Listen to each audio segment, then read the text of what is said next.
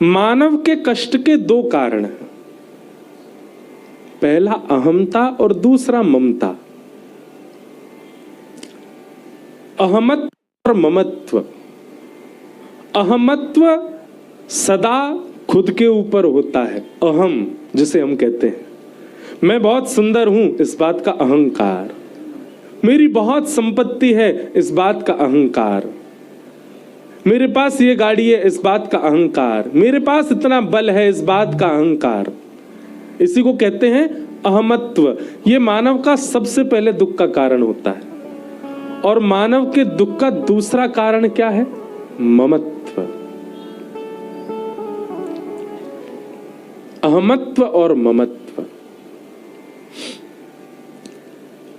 एक सीधी बात है, मैं और मेरा, ये जब तक जीवन में रहेगा हम परेशान ही रहने वाले हैं, हम दुखी ही रहने वाले हैं। मैं और मेरा, कभी इस पर गहराई से विचार कीजिएगा। मैं और मेरा हमारे कष्ट का सबसे बड़ा कारण है ये। जैसे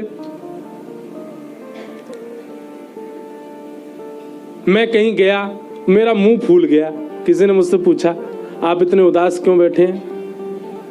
अरे हमको 2-4 फोन करके बुलवाया और यहाँ पे द्वार पे कोई स्वागत करने वाला भी नहीं था, मैं इतनी दूर से चल के आया, मैंने इनके 2 फोन में ही बस स्वीकृति दे दी कि मैं आऊंगा, और मैं आया, मुझे किसी ने रिसीव तक नहीं किया। दुख का कारण क्या बना? मैं। अगर मेरे अंदर ये मैत्व होता ही नहीं, मैंपना होता ही नहीं, तो मुझे कष्ट ही नहीं होता। मैं, मुझे, ये मैं शब्द, मैं एक बहुत अच्छी बात रसिक जनों ने बताई, मैं कहता हूं कथा में, सतयुग के राक्षस का नाम हिरण्यकश्यप, त्रेता के राक्षस का नाम रावण,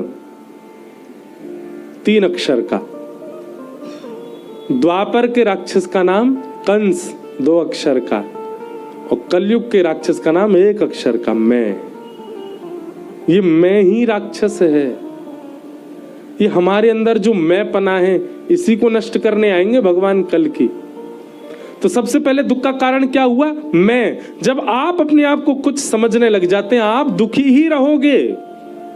इसलिए चैतन्य महाप्रभु कहते हैं तृणादपि सुनीचेन, अपने आप को तृण से भी छोटा मानो, आप कभी दुखी नहीं हो सकते। कोई जानबूझ करके भी दुखी करेगा तो आप नहीं हो पाओगे। आप खुद को कुछ मानोगे, आप दुखी होगे ही होगे। कितनी भी जोर की हवा चले, वही झुकते हैं जो ऊंचे ऊंचे खड़े रहते हैं। छोटे छोटे जो घास के तिनके होते हैं यथावत रहते हैं, हिला भी नहीं पाती, चाहे कितना भी भयंकर हवा का बवंडर क्यों ना आ जाए।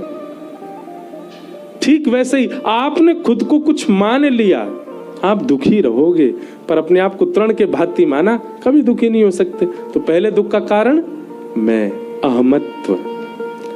और दूसरा दुख का कारण क्या है? मैं से तो ठीक हो, पर मेरा,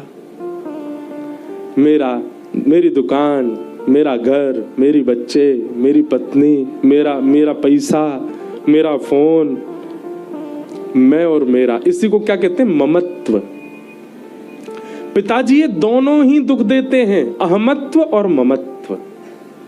हम अहमत्व करते क्यों हैं? जबकि हमारा देह हमारे कभी नहीं मानता। हम इस पर बहुत अभिमान करते हैं अपने शरीर पर। आज एक कीजिएगा, आप सब लोग कथा के बाद अपने अपने शरीर को आज्ञा दीजिएगा, क्या बहुत खिला लिया तुझे मैंने, आज नहीं खिलाऊंगा। और खबरदार जो तूने रात में 2 बजे गुडुर गुडुर करी तो, और तेरे को सुन सुबह भी नाश्ता नहीं कराऊंगा मैं। अरे 40 साल हो गए, 45 साल हो गए, बड़े बड़े भी बैठे हैं, कुछ युवा भी बैठे हैं, 25 साल हो गए, 26 साल हो गए, खिलाते, तू मानता ही नहीं, अब नहीं खिलाऊंगा मैं। क्या देह शांत हो जाएगा? क्या आपका पेट आपको नहीं कहेगा कि मुझे कुछ खिलाओ? आपकी एक आज्ञा नहीं मानता वो। अपने बालों से कह देना, हाँ भाई अब तुम काले ही रहना, खबरदार जो सफेद होने शुरू हुए तो हमने इतना तुम में नवरत्न लगाया है, सरसों का तेल लगाया, इतना तुमको हम लोग जो है इतना खर्चा किया तुम्हारे ऊपर। वहां पर बाल कटवाने जाते हैं, 500-500 रुपए दे के आते हैं हम, खबरदार, अब तुम सफेद नहीं होगे। बाल आपकी बात मानेंगे? नहीं मान सकते। नेत्रों से कहो तुझे स्विट्जरलैंड घुमा के लाए, अमेरिका घुमा के लाए, ऑस्ट्रेलिया घुमा के लाए, कनाडा घुमा लाए, कश्मीर घुमा लाए, मनाली घुमा लाए, सब जगह दिखा दिया, जो तूने मांगा सब दिया। तूने कहा था पल्ली गली वाली से ब्याह करना, मैंने ब्याह कर लिया। तुझे उसी के रूप में ही चंद्रमा दिख रहा था। तेरी सारी बात मानी मैंने। खबरदार, अब मैं चश्मा नहीं पहनूंगा, तू कमजोर मत होना। नेत्र मानेंगे आपकी बात? नहीं मान सकते। अपने दांतों को कहो खूब दाल पकवान खवाए, खूब पापड़ खवाए बेटा, रज रज के मुंबई के खूब तुमको बड़ा पाव खवाए। खबरदार, जो तुम अगर टूट के गिरे तो मानेंगे नहीं, पोपले हो जाओगे एक दिन। अभिमान उसका किया जाता है जो हमारे वश में हो। जो हमारे वश में ही नहीं हो उसका अभिमान कैसा? श्री गोकर्ण जी महाराज कह रहे हैं कि पिताजी, देहेस्तिमाम सुरुधिरे भिमतिम तजत्वम। ये देह हमारी एक नहीं मानता, हम फिर भी इसका अभिमान करते हैं, इसको और सिर पे चढ़ाते हैं। हम कथा में कह रहे हैं एक आसन से बैठो, पर पैर मानते ही नहीं। नेक तो हिलेंगे डुलेंगे, कभी ऐसे कभी वैसे। क्यों? ये देह हमारा अभिमानी बन चुका है। इसने ये बात मान ली है कि इसके अंदर जो चित्त है ये मेरा दास है, इससे मैं जो चाहूंगा करवाऊंगा। पिताजी, सबसे पहले तो इस देह के अभिमान का त्याग करो, इसकी सुननी बंद करो। मैं नहीं, मेरा नहीं, यह तन किसी का है दिया। जो भी अपने पास है वह धन किसी का है दिया। देने वाले ने दिया, वह भी दिया किस शान से। मेरा है यह लेने वाला, कह उठा अभिमान से। जिन्हें देने में कोई कमी नहीं करी, इतना कोई नहीं दे सकता जितना ठाकुर जी ने दिया। एक ही आंख दे देते ठाकुर जी, एक से दिखता है हम सबको, डबल दी, दो लेके जा। एक ही पैर दे देते, छलांग छलांग के चलते हम भी कंगारून की तरह, पर नहीं, ठाकुर जी ने दो चरण दिए, दो हाथ दिए, सब कुछ दिया ठाकुर जी ने। पर हम कितने अभिमानी, दूसरे की दी वस्तु पर अपना हक जमा के बैठे हैं, दूसरे की दी वस्तु को अपना मान करके उनसे सारे भोग विलास कर रहे हैं। हमारे भोग करने पर ठाकुर जी को पीड़ा नहीं होती होगी? अरे भाई, मैंने तुमको गाड़ी दी अपनी, चलो ठीक है, तुम्हारे पास नहीं है, एक हफ्ता के लिए ले जाओ। अब तुम उस क्या कर रहे हो? मेरे ही सामने इतना भयानक बम्पर आया, इतना भयानक वो आया, क्या बोलते हैं उसको, स्पीड ब्रेकर, और मेरे ही सामने तुम 100 की स्पीड पे कूदा रहे हो उससे। मैं कहूंगा ना भाई, गाड़ी तो मेरी है, ठीक है, कुछ दिन के लिए तुझे दिए, चला रहा है, कम इतनी मर्यादा तो रख, चलानी कैसी है।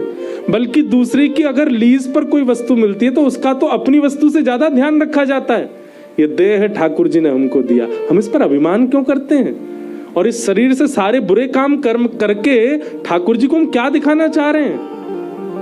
पिताजी, सबसे पहले अहमत्व का त्याग करो, और दूसरा ममत्व का त्याग करो। अच्छा, एक बात है, अहमत्व जिसका निकल गया, ममत्व उसका निकल जाएगा। ममत्व मतलब ये मेरा, ये मेरा, ये मेरा, पत्नी मेरी, बच्चे मेरे, ये भी मेरे, ये भी सब मेरे हैं। हम पत्नी बच्चे बार बार बोलते हैं, इसका मतलब ये नहीं कि हम गृहस्थ नहीं, हाँ ब्याह नहीं हुआ पर गृहस्थ हैं। यहां पर आंतरिक मन की स्थिति की बात हो रही है, देह की मत समझिएगा। देह तो सब करेगा, सब स्वीकार करेगा, मन किसको स्वीकार करता है, मन की स्थिति क्या है? कथा पूरी मन के ऊपर हो रही है। पिताजी, सबके संग रहना है, पर सब के प्रति आसक्ति नहीं रखनी है। हमारे जाने के बाद क्या हमारे बच्चे पूछेंगे मेल करके वैकुंठ.com पे